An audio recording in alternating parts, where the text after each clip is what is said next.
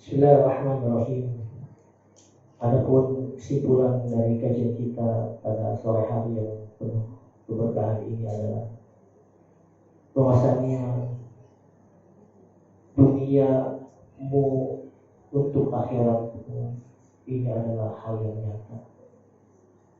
Mau tidak mau, apa yang kita lakukan di dunia ini itu akan kembali kepada diri kita nanti di akhirat. Ada dua pilihan saja, tidak ada yang ketiganya. Yang pertama adalah surga, yang kedua adalah neraka. Jika kita benar-benar ingin kembali ke kampung halaman kita, yaitu surga Allah Subhanahu wa Ta'ala, kampung halaman ayah ibu kita, kampung halaman nenek moyang kita Nabi Adam alaihi salam dan Siti Hawa, maka kembali lagi kita niatkan segala aktivitas kita, segala perbuatan kita, segala tingkah laku kita hanya semata-mata bernilai ibadah di mata Allah Subhanahu wa Ta'ala. Dan ibadah itu jamaah ibu-ibu yang dirahmati Allah Subhanahu wa Ta'ala. Ibadah bukan hanya sekedar kita sholat, bukan hanya sekedar kita puasa zakat. Benar, itu adalah ibadah. Namun ibadah cakupannya lebih luas lagi, yang mungkin selama ini umat muslim atau umat Islam memikirkan bahwasanya ibadah hanya terbatas dengan itu. Tetapi tidak, bahwasanya ibadah adalah ismun jami' likulli ma yuhibbuhullahu wa yardah minal aqwali wal amali dhahirah wal batinah. Segala sesuatu yang dicintai dan diridhoi oleh Allah Subhanahu wa Ta'ala.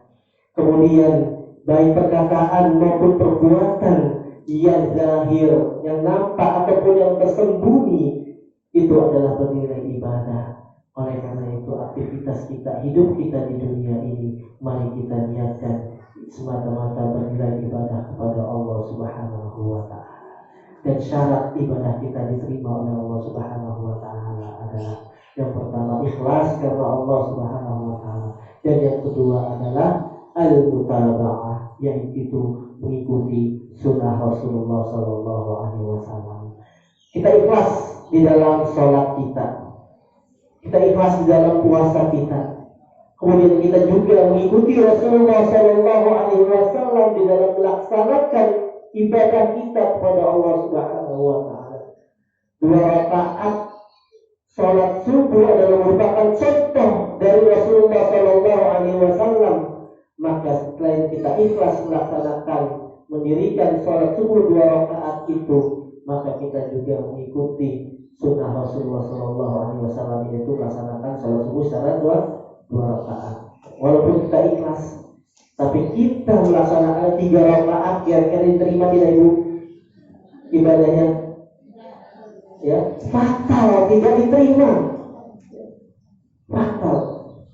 Oleh karena itu 2 poin ini penting, ikhlas karena Allah Subhanahu wa Ta'ala dan mutaba'ah, mengikuti sunnah Rasulullah Sallallahu Alaihi Wasallam.